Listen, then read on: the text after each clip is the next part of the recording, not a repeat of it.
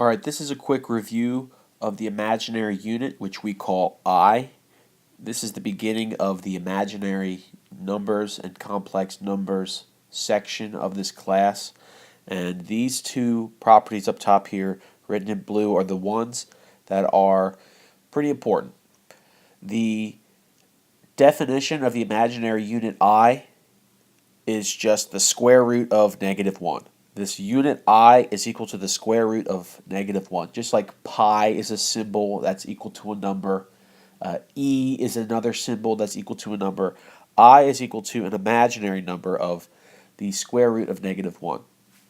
And the properties of this that we like to use is this part over here. I squared, when you square I, you get -1. Types of problems that you may see are listed in red right down below that.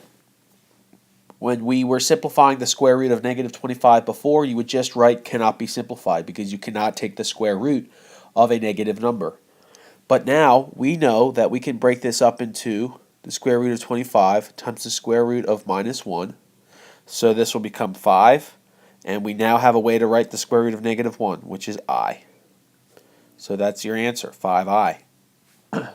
Over here, the square root of -4 times the square root of -40, you cannot multiply them. You cannot multiply them and put them under the same radical bar. And the reason is because the square root of -4 is not a real number and the square root of -40 is not a real number. You can only combine them when their square roots result in a real number. So since the square root of -4 does not give you a real number, you cannot just multiply it times -40 to get 160. We need to break them apart into their imaginary components. They are imaginary numbers. So this will be the square root of -4 times square root of -1. And -40, we can multiply that times, oh, I'm sorry, made a mistake. It's the square root of 4.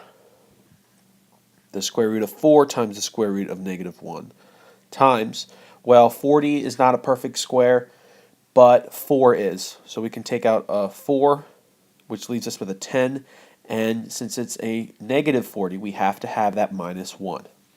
Now below that, when I simplify the things I can, this is 2I times, this will be 2I root 10. Now we can multiply imaginary numbers. We have it written in a form where we can write this as 4I squared root 10.